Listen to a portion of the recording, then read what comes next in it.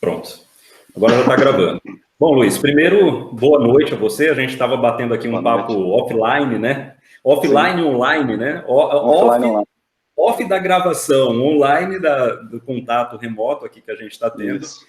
Eu falei para você isso, é um grande prazer retomar o contato contigo. A tua companhia, quanto aluno, ex-aluno, tenista, corintiano e tal. Isso não.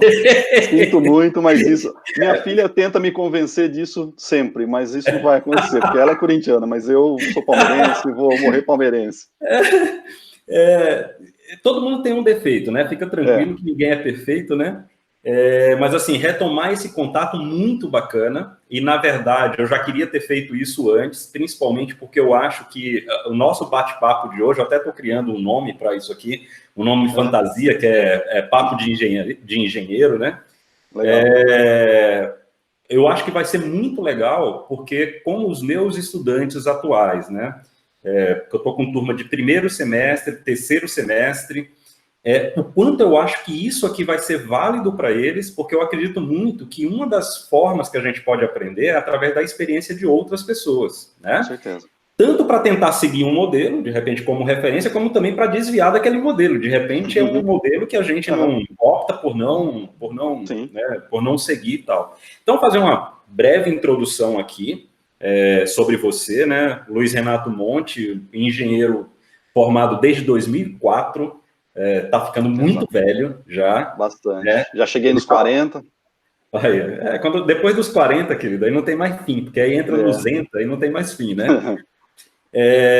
Ele estava me recobrando aqui na memória que foi a última turma de 6 anos de curso. Então, para quem está matriculado em um curso que são 5 anos, o modelo do curso dele era um modelo dividido em 2 ênfases ou modalidades, que era a modalidade de telecom e a modalidade de eletrônica. Ele acabou fazendo eletrônica.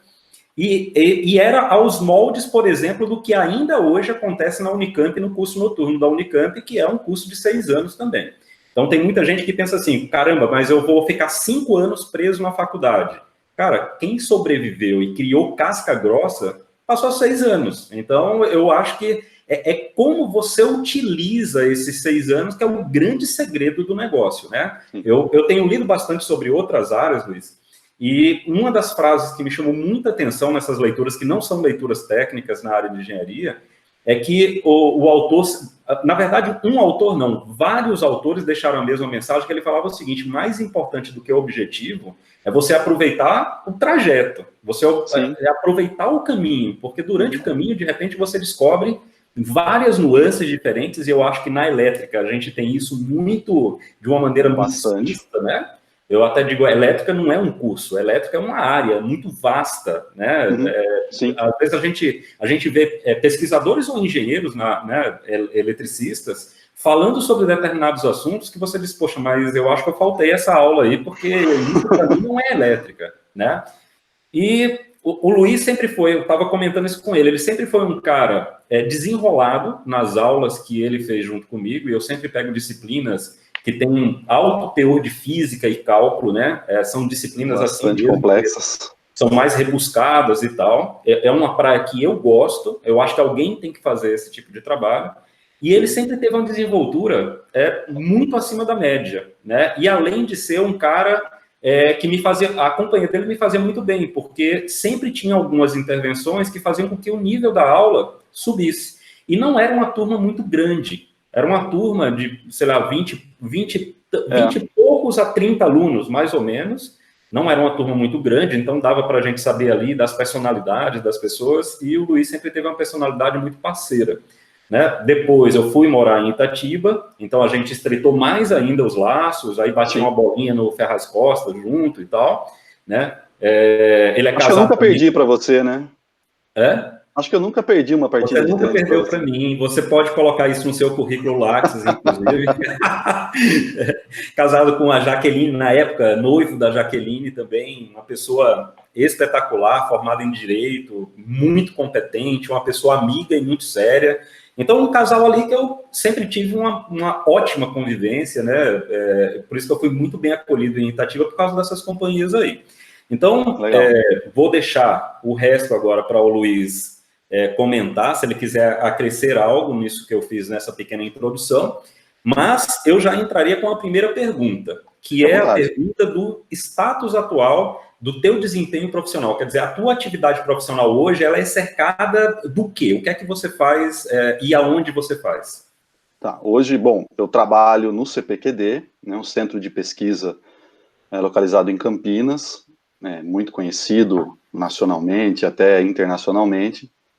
Trabalho lá faz 15 anos, né, entrei com um estágio no CPQD em 2004, depois eu fiz um ano como bolsista de mestrado, e em final de 2005 eu fui efetivado no CPQD para trabalhar na área de comunicações óticas.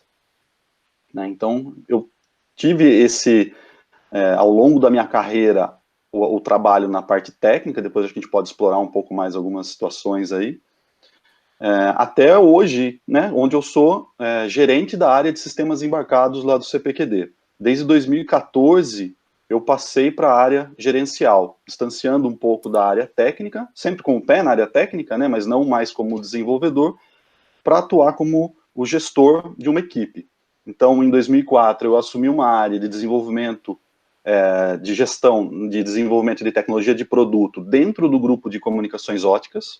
Então, era bem focado, né, nessa área da engenharia. Depois, eu passei como gerente da área de comunicação, de desenvolvimento de tecnologia de telecomunicações, tanto de comunicações óticas como de comunicações sem fio, para essa parte de sistemas embarcados. E hoje eu atuo como gerente do CPQD da área de sistemas embarcados, que pega todo o CPQD. Então eu tenho profissionais atuando em comunicações óticas, comunicações sem fio, sistemas de energia, sensores, IoT, inteligência artificial. Então são diversas frentes de atuação, onde eu atuo mais como líder das pessoas e contribuindo para que elas evoluam agora na carreira técnica delas, né? Então, isso é um pouco do que eu faço hoje. Hoje eu tenho comigo, na minha equipe, por volta de 65, 70 pessoas, engenheiros, né? Desde estagiários, recém-formados, até doutores, né? Atuando nas frentes de atuação de software embarcado, desenvolvimento de hardware eletrônico, que foi onde eu cresci, né, dentro da minha profissão, que foi o hardware eletrônico, desenvolvimento de placas de circuito impresso. Tenho profissionais atuando na área de mecânica, e testes, né? Fora os auxiliares, mais a parte de laboratório, técnicos, que, né, fazem a parte de ativação de placas, ativação de protótipos. Então é uma equipe bastante diversificada, onde o conhecimento, hoje, eu já não tenho um conhecimento tão profundo em todas essas áreas, mas eu tenho que conhecer de todas essas áreas.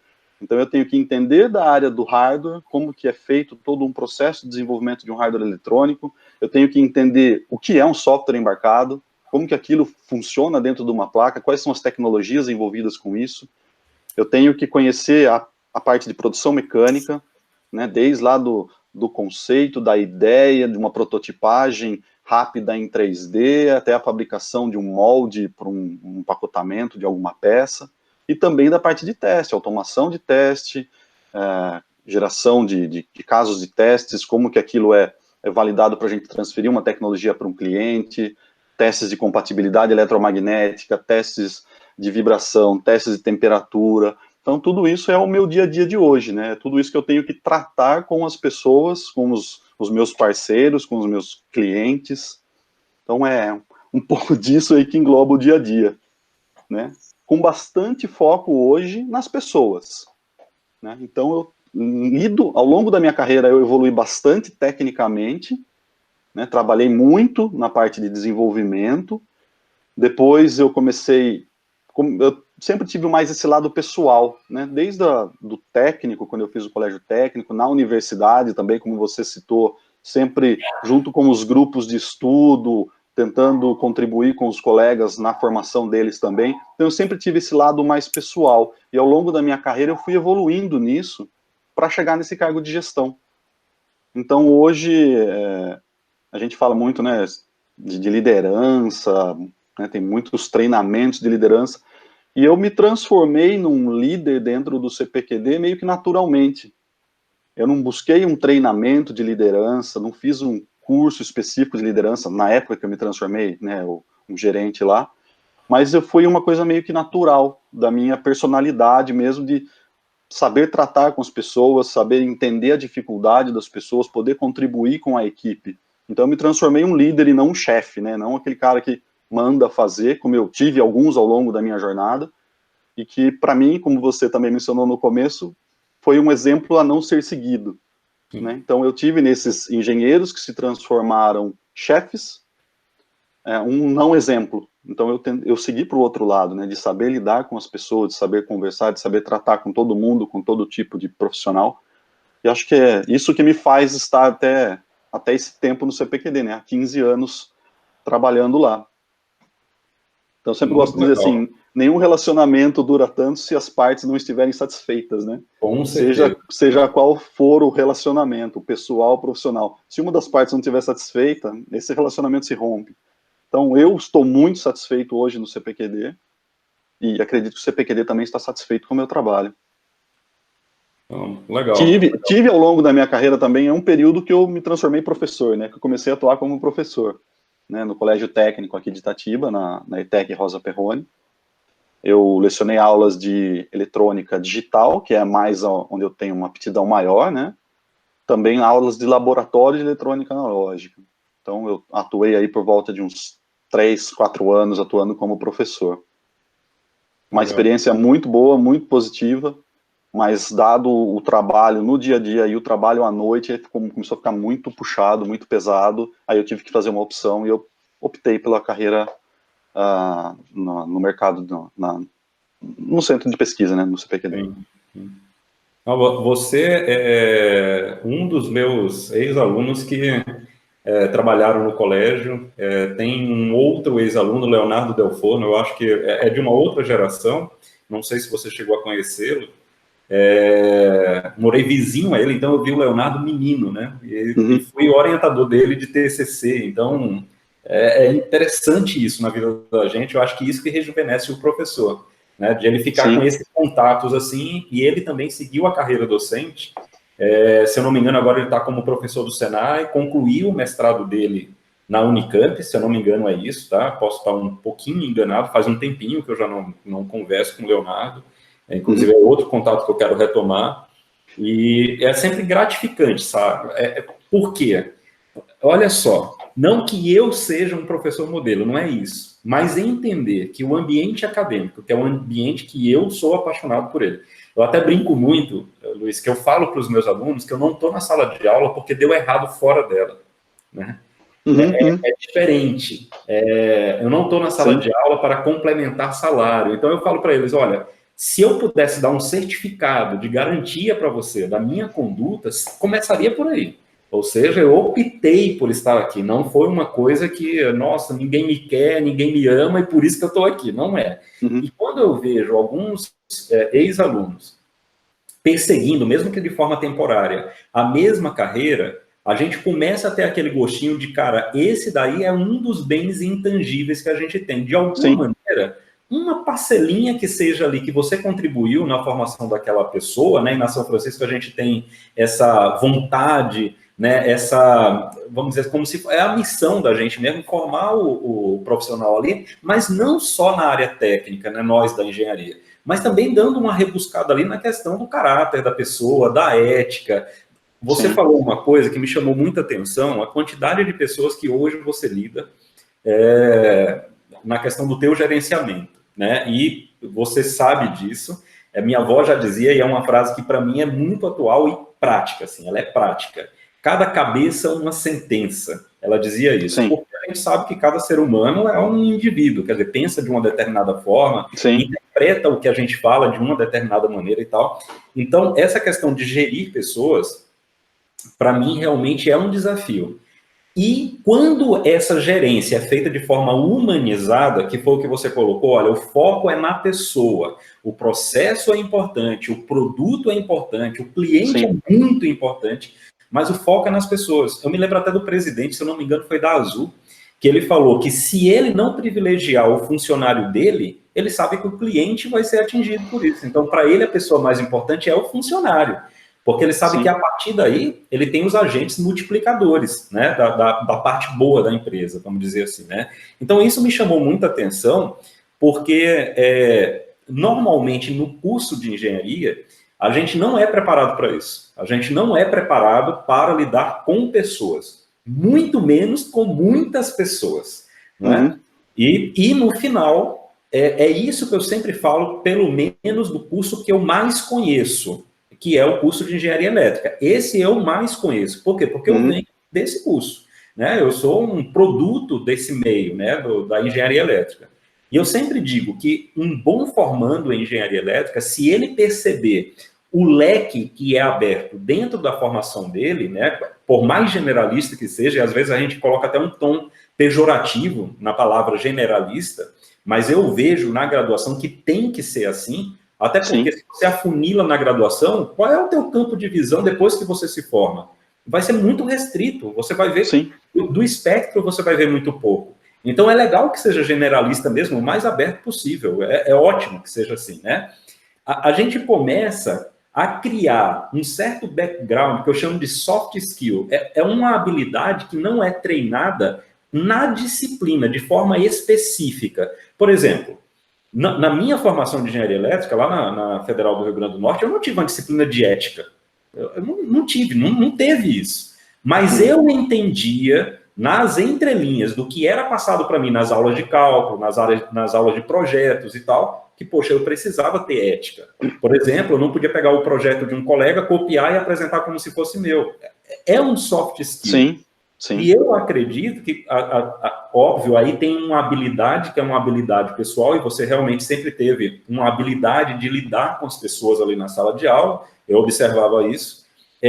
Então, realmente, eu acredito que tenha sido uma coisa natural sua, mas é sempre um desafio, né, cara? Porque o gerente, eu não sei como é que é o organograma do CPQD, mas eu imagino que tem vários caciques, quer dizer, você deve ter vários chefes acima de você, eu não sei qual a nomenclatura, e tem esse bojo de 65 pessoas abaixo de você, hierarquicamente, aí você é responsável por eles, mas transversalmente você tem os clientes, que eu acredito que muitas das vezes você tem que ter o tete-a-tete com o cliente para você né, convencer, entender especificamente o que é que ele está buscando e tal. Ou seja, você está aqui no meio, tem a tua diretoria aqui em cima, tem os teus encarregados aqui embaixo e em volta de você tem os clientes, cara. E aí, como é que é esse desafio? Como é que você encara isso aí? Então, hoje o CPQD, ele tinha uma estrutura hierárquica maior há uns anos. Hoje a gente passamos por uma mudança cultural muito grande e que eu acho muito válida no ambiente corporativo, que é diminuir um pouco essas camadas dentro da instituição, né, dentro da organização. Então, hoje eu tenho um diretor, né, diretamente acima de mim, e acima desse diretor tem o presidente da empresa. Nossa, então, assim, o acesso que eu tenho hoje ao presidente da empresa é bem menor do que eu tinha há alguns anos. E eu trabalho muito isso com os colaboradores nossos, de que eles não precisam da minha permissão para ir conversar com o diretor, para ir conversar com o presidente, para ir conversar com o diretor de outra área. Então, eu costumo falar para eles assim, que hoje eu sou o gerente da área, mas eu sou uma pessoa da equipe com uma posição gerencial. Assim como eu tenho outras pessoas com posição de engenharia, né, com posição mais administrativa, eu sou uma posição gerencial. Então, eu estou lá para contribuir com o bom andamento dos projetos e a entrega de valor que a gente tem que fazer para o nosso cliente. Então, eu estou junto com o time, eu faço parte do time, tenho uma posição gerencial, tenho as minhas responsabilidades como gerente e as minhas atribuições. E é interessante que você falou, né, de a gente lidar com o cliente também nessa lateral, porque eu tenho tanto os clientes, empresas externas, a qual a gente transfere as tecnologias, a qual a gente faz os trabalhos juntos, e eu tenho os meus clientes internos, que são hoje os gerentes das tecnologias. Então eu tenho lá um grupo de comunicações óticas, que eu tenho um gerente de comunicações óticas, que ele sim é o responsável direto pelo projeto, pelo produto que vai ser entregue para o cliente. Então, ele me solicita, olha, eu preciso de tantos profissionais para atuar no desenvolvimento de determinado produto. Então, eu tenho que montar a equipe adequada e colocar essa equipe para esse outro gerente para atender a demanda dele. Entendi. Então, eu tenho meu cliente interno e eu tenho meu cliente externo também, né? Então é bastante interessante isso. E que você falou também, né, de lidar com as pessoas. Quando você trata a equipe de forma humanizada, mas é de uma forma humanizada honesta, de uma forma humanizada sincera, né, que eu acho que é isso que é válido no profissional hoje. Você ter transparência, mas você não ser meio transparente, você não ser, ó, tô te ouvindo aqui, mas depois não vou nem ligar para aquilo que você me falou. Não, você tem que ser claro, transparente, sincero e honesto com o seu par, com o seu parceiro de trabalho.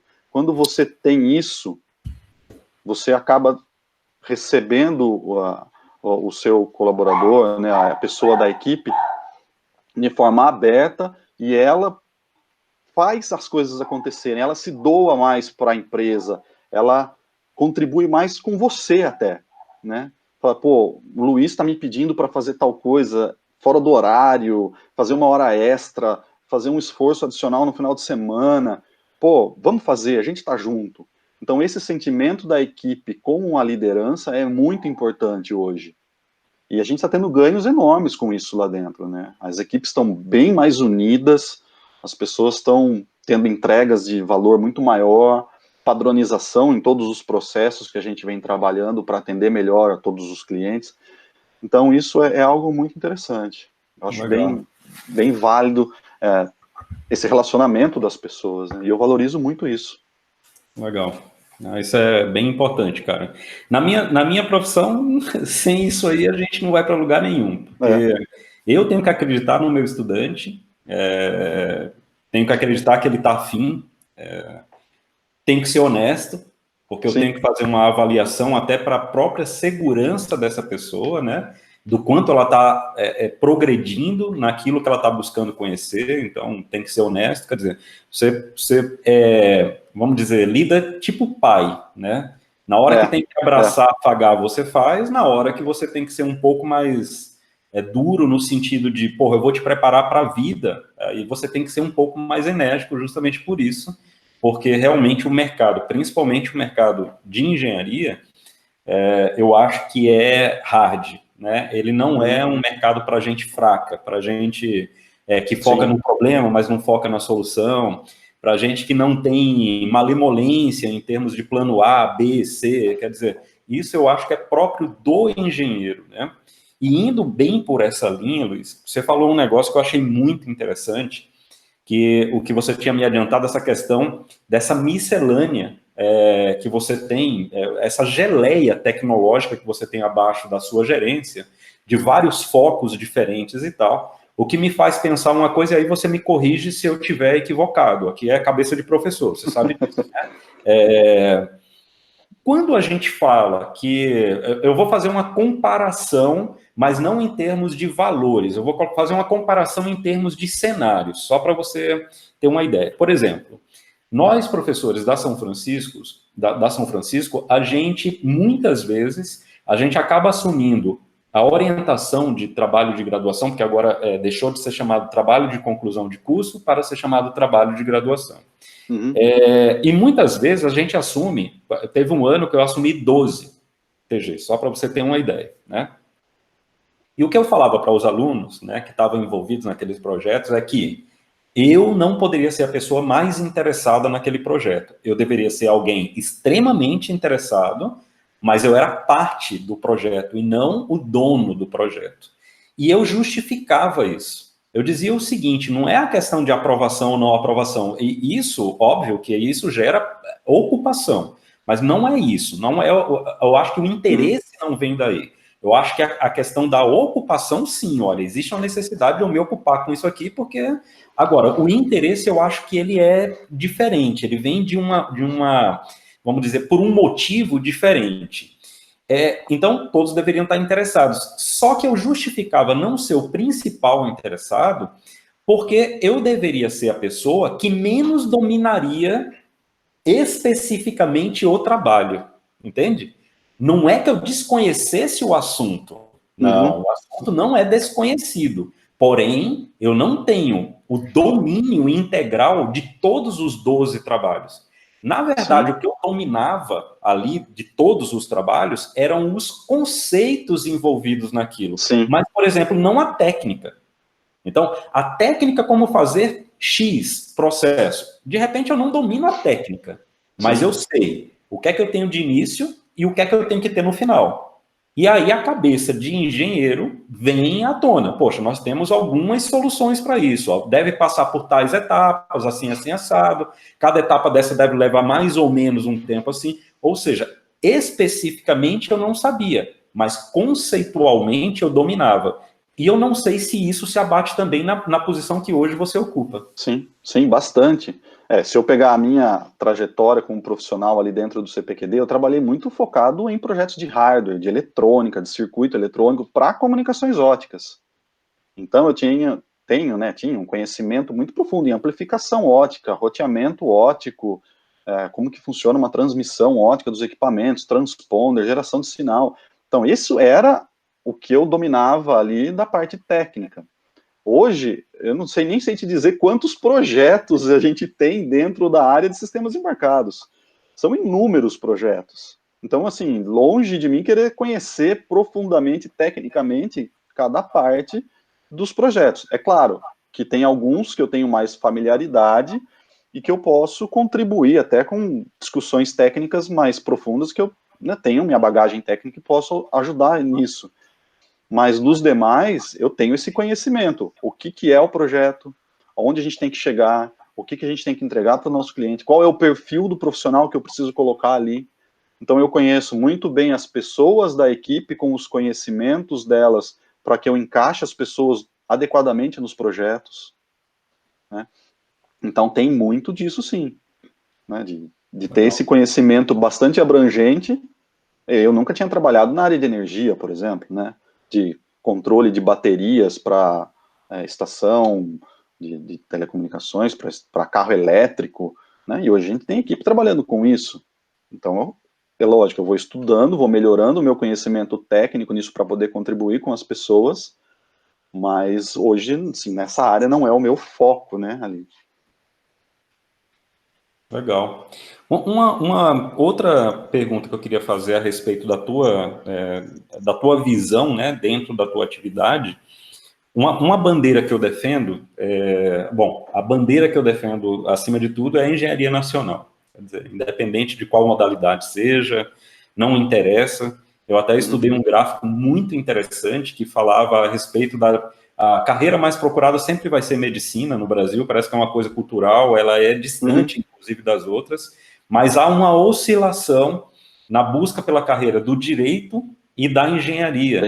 Isso tem muito a ver com o pique, a parte econômica do país, do avanço econômico do país e tal, e essas duas carreiras elas ficam ali se alternando. Então, eu defendo bastante a engenharia nacional, tive no CREA durante 6 anos, então, números assustadores em termos de busca de vistos profissionais, de profissionais estrangeiros no estado de São Paulo, números realmente muito altos, o que aquilo ali fazia com que eu gelasse, porque, na verdade, você não pode sonegar o direito de alguém trabalhar quando esse alguém demonstra documentalmente que ele tem capacidade. Para atuar. Então, o que é que você vai fazer? Você vai dizer não porque o cara é de fora? Não tem condição. Então, eu vejo que uma das formas, ao invés de você boicotar quem está vindo de fora, é você fortalecer quem está aqui dentro, porque aí, de repente, fica até mais barato para uma empresa contratar alguém daqui de dentro, sabendo da competência da formação dessa pessoa, e não trazer um cara de fora e tal, com os custos que a gente sabe que não são custos baixos, né? Uma coisa que eu sempre defendi, e hoje eu defendo com mais ênfase ainda, então é a minha outra bandeira aí, é a questão de que, assim, sob o meu ponto de vista, de que toda solução boa, ou seja, solução tecnologicamente robusta, ela nunca se dá com um olhar de uma formação só. Então, por exemplo, você falou aí em vibrações, né? Eu sabia, eu tive no laboratório do CPQD, na câmara semianecoica e tal, e sabia daquele laboratório também de testes de compatibilidade eletromagnética e tal, que tinha para fazer o teste dos celulares lá radiação ionizante e tal. Uhum. Eu me lembro que o Barbin participou de um projeto muito forte, né? Na época, junto com a Motorola, se eu não me engano, era junto com a Motorola e tal, e desenvolveram técnicas muito legais e tal.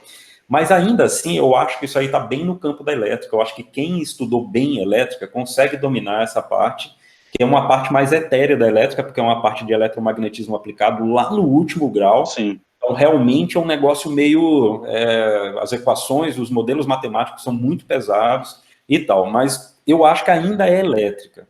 Mas, por exemplo, vibrações, eu acredito que para você ter um modelo matemático, e não só o cara que pilote o simulador, não só esse cara, mas eu digo o cara que vai interpretar aquilo que o simulador joga, porque também não adianta eu entrar com números, o computador vai jogar para mim alguns números e eu não tenho um poder de concatenar as ideias ali e interpretar se aquilo é um número bom, se é um número real, se não é e tal. Nessa equipe sua, é formada somente por engenheiros eletricistas ou você tem ali uma miscelânea nas modalidades ali? Não, eu tenho engenheiro eletricista, tenho engenheiro de computação, tenho engenheiro mecânico, tenho analista de sistemas, tenho engenharia de mecatrônica, tenho engenheiro de produção, tenho várias áreas de formação, né? Você sabe, Luiz, hoje, até vou colocar 2 anos atrás, a gente pegava muito pesado na elétrica com os projetos multidisciplinares, né? E era forçado de que, por exemplo, numa turma que você tinha ali, engenharia de computação e engenharia elétrica, era forçado, era um negócio assim meio ditador mesmo, de que a equipe fosse formada por membros das duas modalidades. Por quê? O que é que a gente queria forçar em cativeiro, né? Justamente esse olhar multifocal, né? O engenheiro de computação, ele tem um jeito peculiar. Eles têm uma forma de ver a engenharia muito peculiar. Isso quando eles entendem o que é a engenharia de computação, quando eles não querem imitar o cientista da computação, porque a gente sabe que tem uma diferença em termos de conhecimento de hardware. Aliás, excelentes cientistas da computação, que eu já tive a oportunidade de conhecer, os caras entendem muito de hardware e se ressentem de não ter feito uma engenharia. Então, isso é importante a gente falar, né?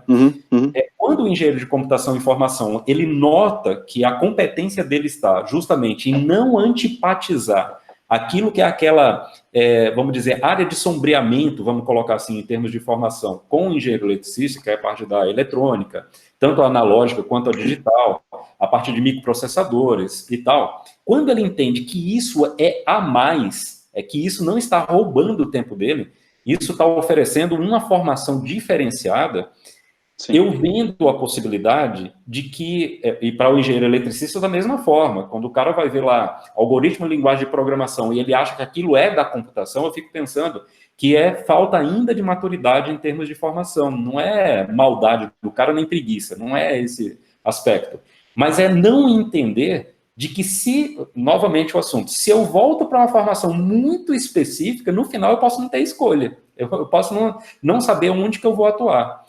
E eu realmente defendo, e você acabou de confirmar, soluções que são soluções robustas mesmo, que são aquelas soluções, eu digo o seguinte, isso é solução, o resto é gambiarra, né? É quando a gente não se mete a querer fazer o que o outro já faz bem.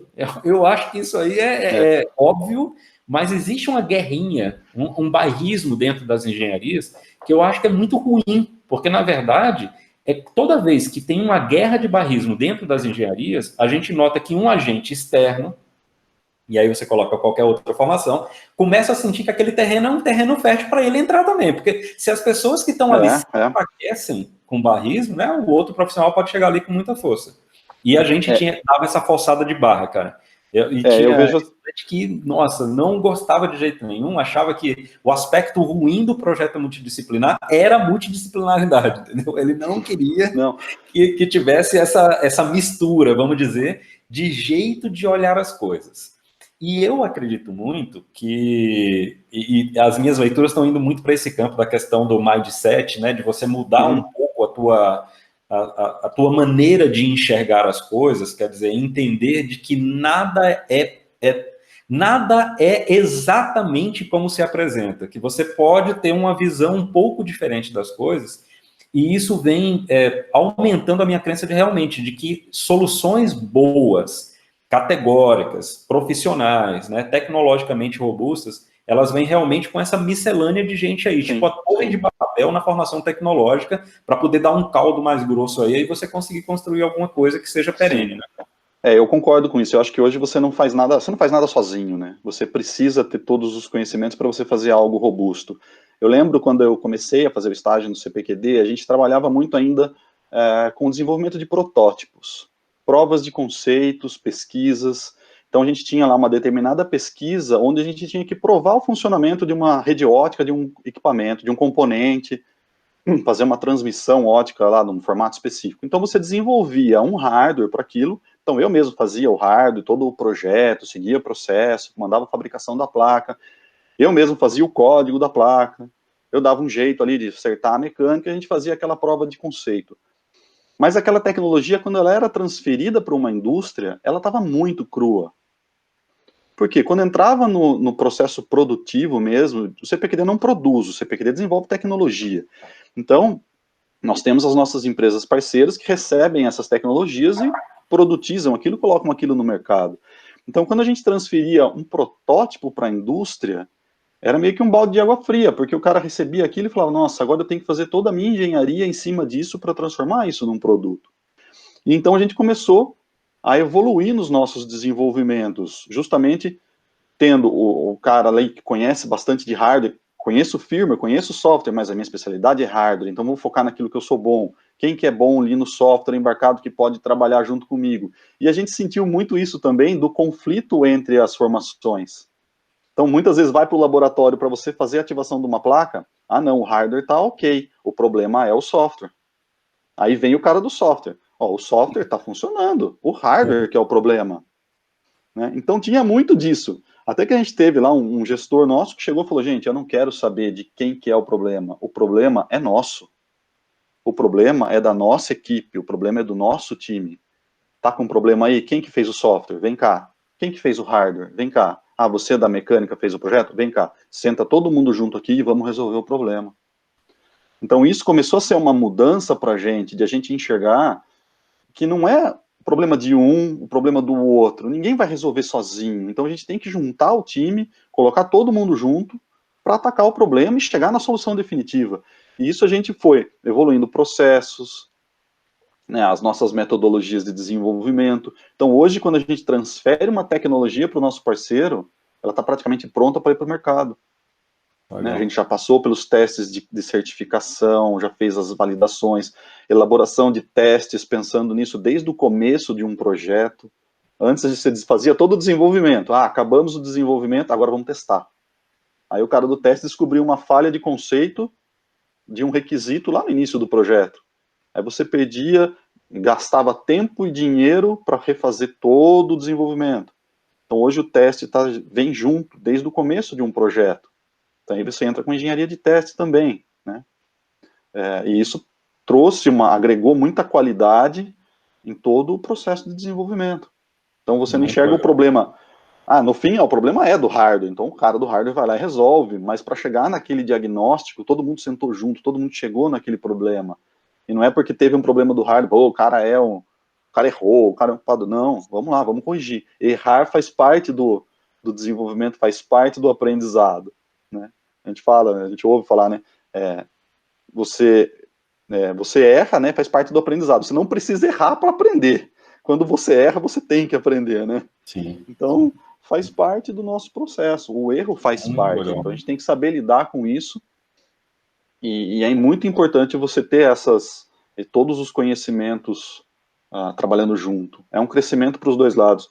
Quando eu assumi, né, essa posição gerencial, meu trabalho sempre foi projeto de hardware, mais um pouco de firmware ali, nem digo software embarcado, porque eu nunca mexi muito com o sistema operacional embarcado, mas sim mais a parte de firmware mesmo. Eu comecei a ter que entender de mecânica, né? Como que é um processo de desenvolvimento de uma mecânica. Então a gente recebeu projetos de startups que a gente teve que entregar um produto final para o cliente, para o parceiro, né? Ele é uma startup de 5 pessoas, Então ele não tem como fazer uma reengenharia, fazer um retrabalho em cima. Então todo o nosso processo foi focado no produto. Então como que vai ser uma parte mecânica? Eu não tinha conhecimento nisso, mas como que vai ser? Ah, vai ser 3D, vai ser um molde, vai ser injeção, vai ser metal, vai ser plástico, né? Então, trabalhar junto com pessoas de diferentes formações, eu acho que é muito importante para o crescimento profissional de todo mundo, sem dúvida. Legal.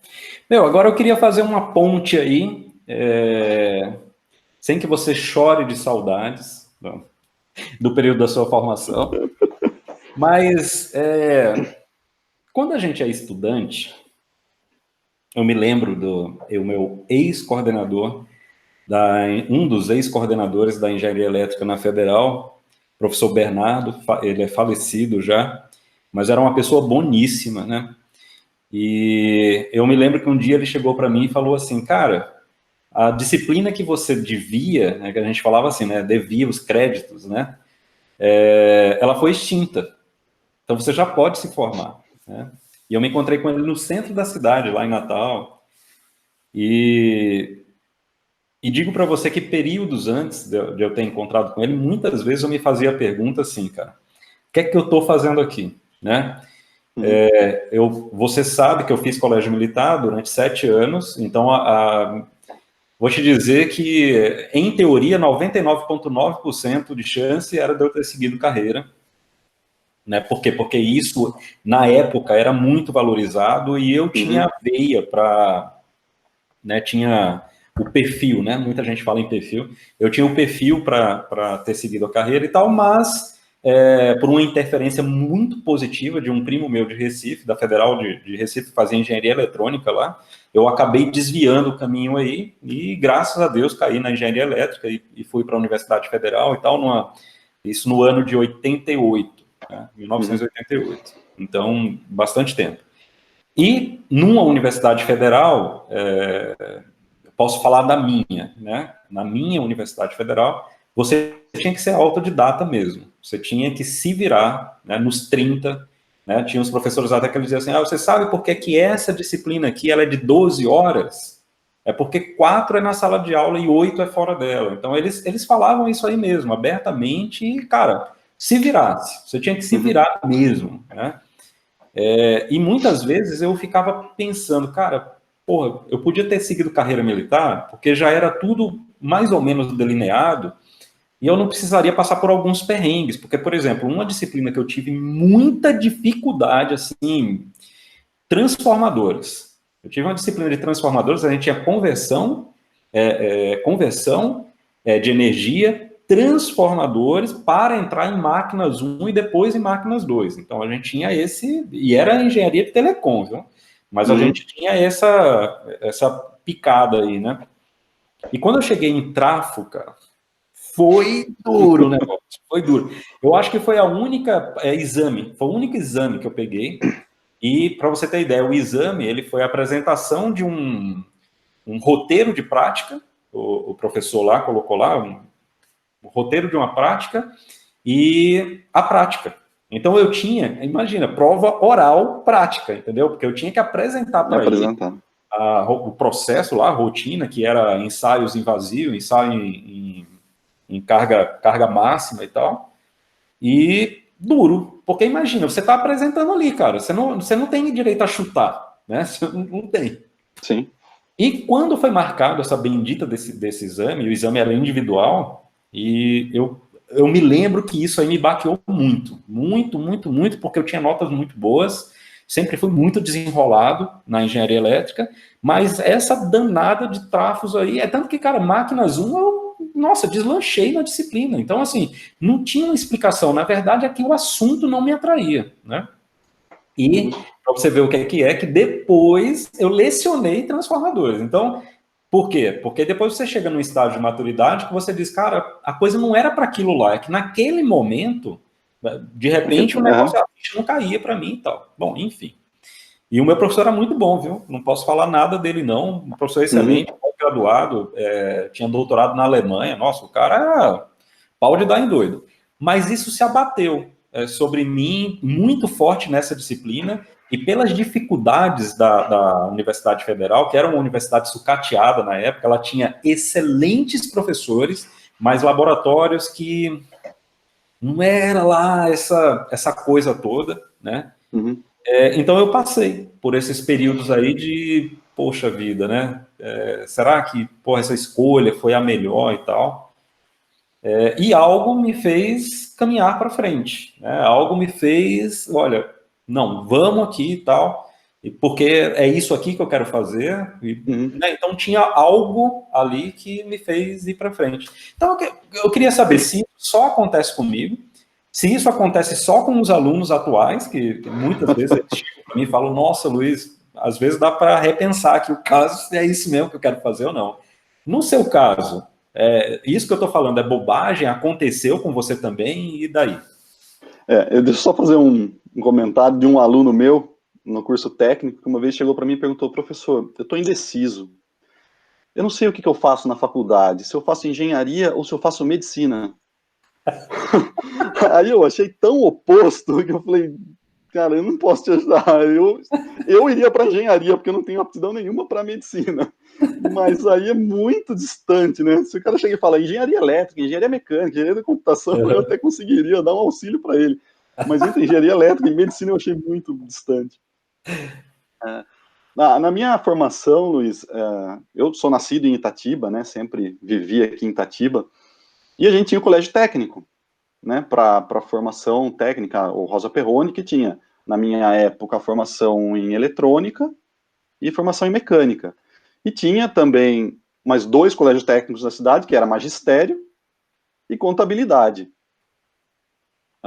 Minhas irmãs fizeram magistério, uma delas também fez contabilidade, e eu sempre fiquei com aquilo na cabeça. Meu pai tem formação mecânica, né, então, naturalmente, eu deveria ter ido para uma formação mecânica. Então, naquela época, lá em 94, quando eu estava saindo do ensino fundamental, lá da 8ª série, eu decidi fazer eletrônica e contabilidade. Então, também, mais ou menos igual a esse meu aluno, né? Eletrônica ou medicina. Eu fui para eletrônica e contabilidade. Então, eu fazia a eletrônica no período da manhã e contabilidade à noite. Depois, né, no decorrer dos cursos, me formei nos 2 técnicos, eu senti mais a minha carreira indo para a área da eletrônica. Então, quando eu fiz a faculdade, a universidade, né, que eu entrei na São Francisco, eu já tinha essa ideia e essa vontade de fazer a formação em engenharia. Eu queria me tornar um engenheiro formado na engenharia elétrica. Não sabia ainda qual área de atuação, né, então eu sempre tive essa dúvida também. Eu vou para eletrônica, telecomunicações, vou para transmissão, para máquinas elétricas, transformadores. E aí, ao longo da universidade, eu fui percebendo que o meu ponto mais forte ia para essa parte da eletrônica, né? Mais a eletrônica digital, microcontroladores, microprocessadores, dispositivos de FPGA, né? A gente viu até mais um pouco de processamento digital de sinais. Então, eu senti que eu tinha mais aptidão para essa área. Máquinas elétricas, transformadores, transmissão, alta energia, alta tensão. Nossa, isso para mim sempre fui muito bem nas disciplinas, né? Nunca tive notas, sempre tive notas boas, mas não era algo que me atraía também, né? Então eu sempre tive essa dúvida lá atrás, né? Na época da contabilidade da eletrônica. Depois na faculdade a dúvida entre em qual área seguir, que foi ao longo do curso, né, das disciplinas, da realização das matérias, que eu fui direcionando para a área de engenharia mais eletrônica mesmo. Mas uma disciplina que eu adorei na faculdade foi mecânica. Eu adorava fazer aula de mecânica. Então, assim, gostava daquilo. Então, se eu falar para você assim, que eu tive dúvidas, né, de falar, não, vou desistir do curso porque não é a minha praia, eu não cheguei nesse ponto, porque eu queria fazer engenharia elétrica, né, desde a minha formação como técnico em eletrônica. Então, mas sim, né, a dificuldade do curso de engenharia, a complexidade do curso, das disciplinas, e qual área seguir, para onde ir, Isso ao longo do curso que eu fui tomando a minha decisão. Eu coloquei uma meta para mim quando eu entrei na faculdade, de eu não vou tomar nenhuma DP. Quando eu prestei o vestibular, que eu entrei na universidade, eu falava, é uma universidade privada, né, eu tenho que pagar pelas mensalidades do curso, eu não quero fazer DP, eu não quero pegar um semestre a mais. Então eu sempre me dediquei para que isso realmente acontecesse, e foi o que aconteceu. Eu nunca peguei uma DP na faculdade, penei pra caramba. Eu trabalhava como técnico na época, então às vezes eu ia fazer, eu dava treinamento em São Paulo, na empresa que eu trabalhava, então eu ia para São Paulo, fazia lá o treinamento, ou dava o treinamento, voltava para pegar o segundo período. Chegava 9 horas da noite, 8h30, 9 horas na faculdade, porque eu não queria perder a aula, porque eu não queria correr o risco de tomar uma dependência e ter que ficar um semestre a mais. Então essa era uma das minhas metas na faculdade, né?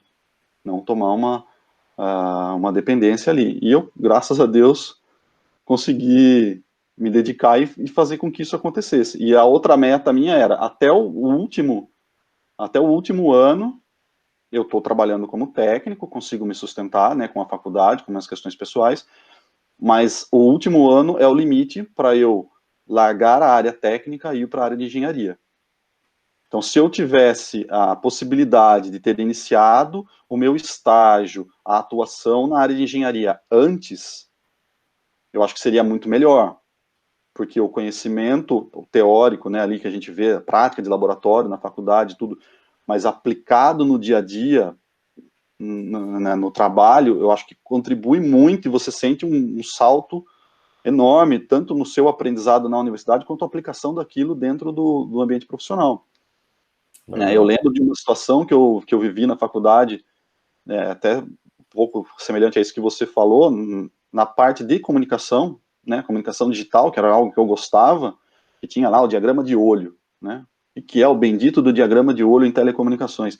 Eu tinha uma dificuldade para entender aquilo, né, e aí depois quando eu entrei no CPQD, que eu comecei a trabalhar com telecomunicações, com comunicações óticas, que eu via que aquilo ali era o dia a dia, eu falava, nossa, isso era tão simples, né, quando o professor na época lá questionava, né, participei de uma apresentação oral também do trabalho, que era parte de diagrama de olho, que tinha que falar de telecomunicações, de transmissão de dados, né, sofri para apresentar aquilo, coisa que depois no dia a dia você vai aprendendo e vai transformando aquilo de forma natural. Então eu acho que se o aluno tem a possibilidade de cursar a universidade, fazer a engenharia e também trabalhar na área, eu acho que você une os dois mundos perfeitamente, tá? Legal. Então, acho que isso, para mim, o último ano da faculdade foi um aprendizado muito grande, porque eu tinha como aplicar aquilo, né? Na minha área como técnico, era mais manutenção, fazer manutenção em caixas eletrônicos, né? Então, tinha o conhecimento da eletrônica, conhecia, mas eu não atuava no desenvolvimento de circuitos, né? Era mais trocar peça, identificar problema, resolver problema. Quando eu comecei a fazer o estágio, não, eu fui para a área de desenvolvimento, que era algo que eu almejava, que era algo que eu queria desenvolver, eu queria pesquisar, fazer um produto, desenvolver, como que funciona tudo isso junto, né? Como que eu ligo um circuito integrado aqui, um transistor aqui, um resistor, e esse negócio funciona, né? Então, tudo isso, a hora que eu comecei a colocar na prática, e aí você vai retomando os conceitos da universidade, vai resgatando aquilo que você aprendeu ali, e colocando aquilo em prática. Então, isso é muito, muito proveitoso, né? Vários desenvolvimentos que eu fiz ali na parte de amplificação ótica, até em pesquisa mesmo, com publicação de alguns artigos, que eu trabalhei junto, sempre em equipe, né? Nunca fiz uma publicação sozinho num trabalho meu, mas sempre com a equipe pegando aquele conceito que a gente viu na universidade e aplicando aquilo para a evolução de um determinado produto, né? Eu lembro muito bem hoje de uma situação que a gente teve de amplificadores óticos que consomem uma energia absurda, dissipam calor pra caramba lá nos transistores deles, que operavam em faixa linear dos transistores, e a gente começou a implementar o trabalho de transistores com modo PWM. Então você começa a resgatar esses conceitos da universidade. Pô, eu vi isso aqui na faculdade, como que eu trago isso aqui para essa aplicação que eu tenho? Porque isso aqui vai me gerar economia de custo no meu projeto, eu não preciso de dissipadores enormes, eu vou melhorar o desempenho do meu produto. Então, esse aprendizado, carregar isso da universidade para o meu dia a dia foi muito importante. Legal, legal. Luiz, rapidinho, eu queria que você traçasse um perfil, não a questão do conhecimento técnico em si, mas o perfil de um profissional hoje que fosse da engenharia elétrica, né? Que na verdade, vamos fazer o seguinte, da engenharia, porque na verdade eu tenho alunos da elétrica, da civil, da computação, da mecânica, da produção, quer dizer, é a Torre de Babel, tá?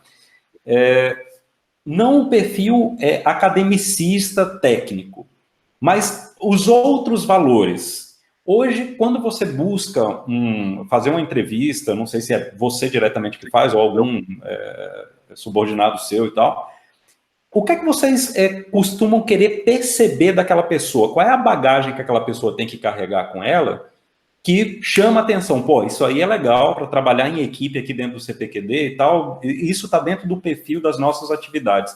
Se você pudesse me citar pelo menos 3, quais seriam? Tá. Eu participo, sim, de entrevistas, né? Eu costumo entrevistar bastante candidatos para as vagas. Tem várias situações aqui que a gente poderia falar bastante tempo sobre esse assunto. O que eu vejo hoje, quando eu entrevisto alguém, é se a pessoa tem brilho no olho quando ela fala em engenharia. Sabe, aquela pessoa assim, eu faço eletrônica, eu pego uma plaquinha que seja um Arduino da vida, eu conecto isso aqui, eu faço acender a lâmpada em casa quando eu bato palma, eu sou robista, eu gosto de fuçar, eu entro em fórum, eu vou um pouco além, eu busco linguagem de programação, que eu acho que hoje é fundamental, a gente tem um conhecimento, linguagem C, C++, Python, a pessoa precisa saber disso. Então, quando eu olho para essa pessoa, que quando ela fala da engenharia e transpassa isso, que ela, olha, eu fiz isso aqui na minha graduação, no meu curso, no meu TCC, eu desenvolvi tal aplicação, e para mim foi muito vantajoso, muito assim, prazeroso, né, porque eu consegui mostrar um funcionamento de um determinado conceito. Então, isso para mim é muito importante. A pessoa que ela é, vamos dizer assim, fuçadora, né, que se vira, que consegue buscar uma solução, uma alternativa e apresentar um desenvolvimento, né? Fora isso, eu acho muito importante, quando eu faço uma entrevista, a transparência da pessoa e o que ela passa para mim quando eu faço algum questionamento, se ela tenta meio que enganar, sabe? Eu conheço isso, eu conheço aquilo. Eu prefiro que a pessoa fale, não, eu não sei isso, eu não vi isso, mas aprendo, vou atrás, sou fuçador, gosto de estudar, conheço tal plataforma de ensino, corro atrás das coisas, né? Eu acho que isso também é muito importante. E eu tenho visto bastante isso nessa geração hoje, né? As pessoas hoje têm muito acesso à informação, né? Você tem um canal na internet com os suas aulas, né? Muitos outros têm os canais que você consegue buscar muita informação. Na minha época não tinha isso, né? Então você tinha que ir para a biblioteca, pegar o livro, estudar o livro, pulsar, mandar um e-mail, pedir algum datasheet de alguma coisa lá para um componente. Não tinha muito essa questão de YouTube, né, de canais. Nem existia YouTube, eu acho, na época. Então hoje, eu acho que as pessoas têm muita facilidade de ir atrás da informação. Então, eu acho que isso é muito importante. Então, quando eu sinto que a pessoa floreia muito um currículo que me manda, cheio de tecnologia, cheia de conhecimento, para uma pessoa que ela é recém-formada, eu já começo também a olhar com mais atenção. Porque a gente sabe da dificuldade que é, né, você entrar no mercado de trabalho, dos conhecimentos. A universidade, ela te passa um bom conhecimento, ela é bastante abrangente, como você disse, mas tem os seus gaps também, né, que a pessoa tem que ir atrás, tem que se aprofundar, e vai conhecer isso dentro do ambiente de trabalho, né. Quando eu busco um profissional já de entrada, eu não quero que ele saiba tudo, né. E eu participei também de algumas apresentações, de pitches de alunos, de uma outra universidade, onde o aluno ia lá, se apresentava, para que a gente avaliasse, se tivesse interesse, chamasse os candidatos. Eu acho que eu vi mais de 20 apresentações, eu não chamei ninguém. Porque os alunos tinham muito queriam passar muito para quem estava assistindo que eles foram diretor de empresa júnior, que eles foram presidente de centros acadêmicos, mas eu não sentia ninguém falar assim, cara, eu passei a noite em claro lá embaixo de uma mesa passando cabo, puxando fio, montando um protótipo, fazendo funcionar uma tecnologia, porque é isso que eu quero, é isso que eu quero ver, né? Alguém que resolva problemas técnicos. A carreira da pessoa vai fazer com que ela se torne um diretor, um presidente. Então, acho que essa vontade de quem está saindo hoje da universidade de entrar no meio técnico mesmo, né? De ser um desenvolvedor, de pôr a mão na massa, de resolver problemas técnicos, isso para mim é muito importante. Né? Sei que a engenharia ela é buscada hoje por muitas frentes, né? Bancos buscam, né, outras áreas de análise de dados, porque o conhecimento matemático que você sai de uma universidade é muito grande. Então você tem essas outras frentes. No meu caso específico, eu espero um profissional que tenha o brilho no olho para questões técnicas, né? Que ajude a resolver problemas técnicos. Muito bom, cara. E, cara, não querendo mais roubar seu tempo, porque a gente já está há 1 hora conversando. Daqui a pouco a Maria e a Luísa vão te dar um checkmate aí, que são as filhas do Luiz. Para fechar, como que você está se virando nesse momento de isolamento social? Você me revelou que você trouxe trabalho para casa e, por contingência, você teve que liberar a moça que ajuda vocês em casa, a secretária, né, que faz atividades aí dentro da casa de vocês e tal, de limpeza, que cuida das meninas e tal. E você e a Jaqueline estão tendo que se virar, né, nos 30, né? Sobrou algum espaço para que o Luiz lesse sobre mais alguma coisa, fuçasse aqui alguma coisinha, ou seja, arejasse a mente, porque a gente sabe que a correria do dia a dia nos impede muito de avançarmos em alguns outros pontos que, até às vezes por uma questão de satisfação pessoal, às vezes não é nada profissional, nem nada. Sobrou espaço para isso ou você está voltado ainda para o trabalho 100% e na tua vida familiar aí, e esse tempo ficou resumido a essas duas coisas que são altamente importantes? Mas sobrou espaço para mais alguma coisa? E eu já vou te dizer por que eu estou fazendo essa pergunta, né? Nós estamos passando por um período na universidade de recesso das aulas. Então, os nossos alunos eles estão sem aula nem no formato remoto, porque foi uma decisão da universidade, eu acho uma decisão razoável, eu acho uma decisão responsável, né, sem o clima de pânico, mas razoável, até porque nós tivemos que partir para um plano B, que ele não existia antes, que era você transformar aquilo que a gente tem presencial em remoto, a gente não está chamando EAD, porque o aparato de EAD é muito mais rebuscado, então nós estamos chamando de aulas remotas mesmo, mas estamos a gente tinha que voltar no dia 13, era o primeiro recesso, depois quando veio a ordem do governo do estado para que fosse prorrogado, agora a gente só volta dia 23. Então os meus alunos, eles estão em casa e eu imagino o que é que deve estar se passando na cabeça deles, assim, poxa, dá para aproveitar esse tempo para outra coisa, ou de repente, não, eu tenho que enveredar pelo meu estudo e vamos comparar esse estudo deles com a sua atividade do CPQD, é o dia a dia, ou você recomendaria a pessoa também ter algumas válvulas aí de escapes para aproveitar o tempo para arejar também a mente. O que é que você acha sobre isso aí? Sim, eu acho muito importante. Né, no dia a dia, eu gasto aí por volta de 2 horas por dia com deslocamento para o trabalho. Então, são 2 horas adicionais que hoje eu estou tendo no meu dia a dia, porque eu estou aqui em casa. Porém, né, dado todas essas circunstâncias, lá no CPQD a gente colocou praticamente 900 pessoas em home office. Então, a gente está tendo que lidar com muito conflito, né, conversa com todas as pessoas diariamente, para saber se está todo mundo bem, né? Tem toda uma questão psicológica de todos os colaboradores, né? Pessoas que lidam bem com a situação, pessoas que não lidam bem, né? Então, a carga de trabalho tem sido até maior, né? E eu tenho notado isso, que eu estou sendo consumido bastante pelas questões do trabalho no meu horário de trabalho. Eu sempre privilegiei muito a minha atividade familiar, né? Eu sempre prezo muito por isso, pelas minhas filhas, pela minha esposa, né? De estar junto, presente, como um pai mesmo, junto com a família. E acho que esse momento está me proporcionando um pouco mais disso, né? Eu estou vendo um pouco mais as minhas filhas do que eu via normalmente. Então, isso é óbvio que é muito vantajoso, né? Naturalmente, eu abro um pouco a minha mente, relaxo um pouco a minha mente do trabalho com as minhas questões de família hoje, né? Cuidar das minhas filhas que são novas, né? Tem 1 ano e 4 anos, então dependem bastante da gente. Eu tendo a dar bastante atenção para elas. Então, isso para mim tem sido muito bom. Em relação ao conhecimento técnico, eu tenho buscado aperfeiçoar, dentro da minha atividade profissional, os meus processos, né? Toda essa parte do desenvolvimento da tecnologia.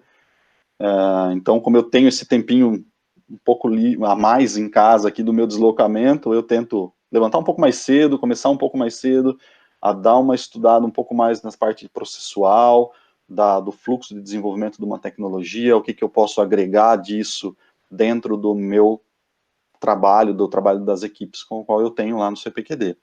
Então, estou tentando me aperfeiçoar um pouco nisso no lado profissional. No lado pessoal, sem dúvida, é ficar com a família, né? Tirando o lado de aprender a cozinhar um pouco melhor, né? Porque a gente tem que se virar um pouco. É importante. A gente, como você mencionou, né? A gente liberou a moça que fica aqui com a gente, cuidando das meninas. E foram 3 semanas, assim, cansativas demais, porque era das 6 da manhã até 11 horas da noite, no pique, conciliando as questões de casa, as questões do trabalho, as crianças, e agora a gente teve que trazer ela de volta, porque, né, então a menina veio aqui agora para ficar, pelo menos durante o dia, aí, um período, com as minhas filhas, né, para dar um auxílio para a gente. Então não teve jeito, a gente teve que fazer um isolamento, mas a gente teve que trazer ela de volta, porque estava começando a impactar já, né, no trabalho, tanto meu quanto da minha esposa.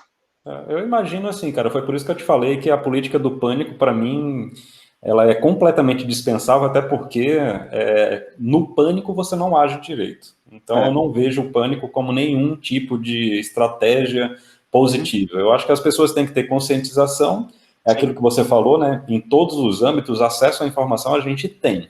Pelo menos a maioria da população brasileira tem acesso à informação, e é saber trabalhar essas informações e tomar os devidos cuidados, né? Eu acho que é isso. A gente teve que receber também um trabalhador aqui em casa para ver uma questão do portão, que era uma questão crônica do portão, que não se resolvia e tal. E, cara, ele ligou para mim e falou, então, agora eu tenho tempo. Aí eu vou dizer, não venha, porque é o caso do Covid, dizendo, não, bota uma máscara na sua cara, eu vou botar uma na minha, e vamos que vamos, pô, não tem condição. A gente está seguindo as recomendações, né, tentando se isolar ao máximo, as questões de higiene, se mantendo em casa, saindo o mínimo possível, até compras, né, fazendo pela internet, mas tem alguns pontos que a gente não tem, né, tive que abrir mão disso e trazer alguém para auxiliar aqui em casa mesmo, porque senão não tem condição, né.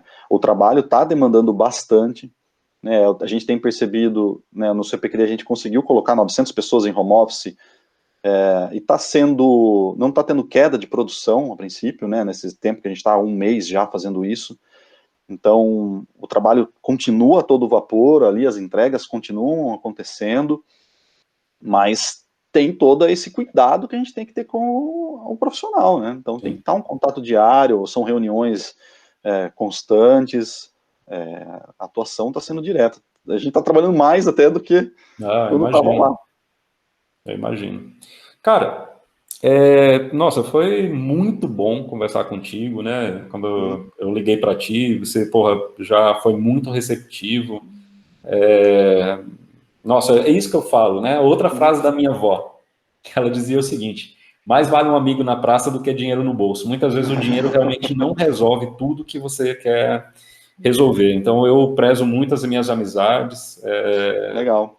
Você é um dos amigos que eu tenho. Ontem eu falei no seu nome com outro amigo nosso, Fernando Storto. E eu falei, pô, eu estou em contato com o Renato, a gente vai conversar amanhã e tal. Ele, porra, legal, faz tempo que eu não falo com ele e tal, não sei o quê. Então, falamos sobre você ontem. que é outro defeituoso, né? Outro palmeirense, mas enfim, tem que aguentar essas coisas, né? Faz parte do meu crescimento espiritual, essas coisas, né? Mas foi muito legal, Luiz, e eu tenho que te pedir mais uma gentileza, que é o seguinte: esse nosso bate-papo, ele seria ao vivo, né? Eu adiantei isso para você, né? Mas tem uma programação da São Francisco que eu elogio. Tem muita gente que critica quando a instituição não faz nada. Pois bem, eu tenho que elogiar quando a instituição cuida dos seus estudantes, e é o que ela tem feito. Ela criou um programa chamado USP at Home, que eu achei fantástico. Tenho acompanhado, não acompanhei hoje, porque a gente estaria junto aqui, então tenho acompanhado de todas as áreas que você imaginar, tem da engenharia, teve do pessoal da farmácia, que foi muito interessante, pessoal da química. Então, bem legal, eu acho que é um cuidado que a universidade demonstra junto aos seus alunos. Só que a gente, dessa forma que a gente fez gravado, a gente perdeu um pouco da interatividade, quer dizer, perdemos a interatividade com o nosso estudante, que é o meu foco, né, nessa conversa que nós estamos tendo. Eu queria te pedir a gentileza do seguinte: esse vídeo, ele vai, eu vou guardar esse vídeo no repositório. O Paulo Silveira, eu não sei se você teve contato com o Paulo Silveira, ele era coordenador da mecânica, da mecatrônica e tal. Hoje o Paulo Silveira é o atual coordenador da engenharia elétrica, então eu combinei com ele de deixar esse vídeo no Drive para que ele suba esse vídeo, tá? Eu gostaria muito de subir esse vídeo também para minha plataforma no YouTube. Vou, inclusive, criar lá um título de Papo de Engenheiro. Eu falo sempre em engenharia, falo muito em engenharia, e nada melhor do que colocar um amigo meu, ex-aluno, né, para falar sobre engenharia também, para a gente realmente pegar essa bandeira e levantar essa bandeira da engenharia nacional, porque a gente tem muita gente competente e a gente não pode baixar a cabeça para outras formações. Eu acho que o engenheiro brasileiro, ele é muito bom, né? Sim. Nossa, o cara é muito... ele consegue manter todos os pratos girando, mesmo nas dificuldades que a gente tem. Eu falo sempre isso: a gente não deve nada para ninguém em lugar nenhum do mundo. A gente tem pessoas muito inteligentes e capacitadas aqui no Brasil. Eu tenho essa consciência também, cara. E certamente os alunos, quando tiverem acesso a esse vídeo, eles vão ter perguntas para fazer. Eles vão ter perguntas, porque é aquilo que você falou. Se o cara está imbuído realmente de uma boa formação, ele vai ter dúvidas e ele vai ter algumas colocações a fazer e tal. E o que é que eu gostaria de fazer? Receber todas essas perguntas, fazer uma compilação dessas perguntas, porque certamente, imagina, 4 turmas. Vamos colocar uma média de 60 alunos por turno.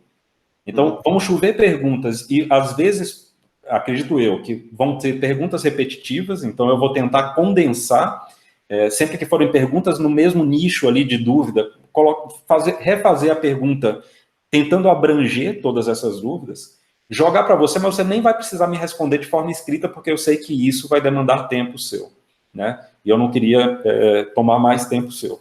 Mas grava um áudio, manda para mim por Zap, e eu vou tentar, junto com o Paulo Silveira, a gente criar um podcast dessas conversas para que chegue até os alunos da melhor forma possível, né? Mantendo exatamente a tua visão sobre as coisas, né? Que às vezes o professor ele tem mania de contextualizar tanto que ele acaba colocando sabe, como se fosse a vertente correta da história. E é isso que eu estou tentando evitar. Jogando a pergunta e acompanhando o seu raciocínio aí e complementando com algumas anotações minhas aqui para puxar um pouco mais, né, daqueles que a gente está batendo esse papo. Amanhã vai ser o Fernandes Torto. Legal. A minha ideia é conversar com ele sobre um cara que se formou lá na USP também e tal, saiu de uma grande corporação, como era a TIT, né, que ele trabalhou, e hoje, ao invés de ser um cara que está pegando uma vaga de trabalho dessa multinacional, ele está aqui no Brasil abrindo vagas de trabalho na empresa dele, que trabalha com fotovoltaica. É uma outra pegada, né, uma outra visão da engenharia, mas eu acho que essas visões é que fazem a engenharia ser bela da forma que ela é. O olhar empreendedor, o olhar técnico, o olhar gerencial. Quer dizer, se você pegar isso aí e colocar na figura do engenheiro, para mim realmente é o que significa ser realmente engenheiro. É o cara ter Exato. toda essa visão mais abrangente mesmo, que não é para todo mundo. Por isso que eu digo que engenharia não é para todo mundo nesse sentido, não é sendo preconceituoso, é sendo realista, porque a gente sabe qual é a realidade da engenharia no Brasil, né? Então eu vou te pedir mais essa gentileza, de repente eu fazer essa compilação, jogo para você de forma também muito informal aqui, da forma que a gente se relaciona, grava uns áudios, manda para mim, a gente transforma isso em podcast e já manda para o pessoal, se você topar. Perfeito, Luiz, fica à vontade, foi um prazer ter essa conversa com você, né? Nossa proximidade aí de amigos mesmo, acho que favorece bastante isso. Agradeço bastante o convite, me coloco à disposição também quando tudo voltar à normalidade, se você quiser que eu vá na universidade fazer uma apresentação lá também, fica à vontade, estou à disposição. Legal, cara. Meu, forte abraço para você, um beijo para todas as suas meninas, né? Você é mais acompanhado de meninas do que eu, né? Beijo para todas elas, muita saúde para vocês, que vocês fiquem com Deus, que a paz do Senhor reine na casa de vocês, enchendo vocês de amor, harmonia, alegria, muita saúde, felicidades, porque vocês merecem, tá? E obrigado, mais uma vez, muito obrigado, Luiz. Muito obrigado pela disponibilidade de tempo, porque eu sei que você está aí, né, na tua vida social, familiar, e a gente está roubando um pouquinho do tempo aqui, mas queira crer que é para um propósito muito interessante, um propósito muito digno, tá bom? Obrigado, Luiz. Eu que agradeço aí a oportunidade de estar falando aqui com você. Tudo de bom para você, para sua família aí também. E me coloco à disposição para o que você precisar, tá? Tá joia, meu irmão. Forte abraço. Fica com Deus. Obrigado. Até mais. Valeu. Tchau, tchau.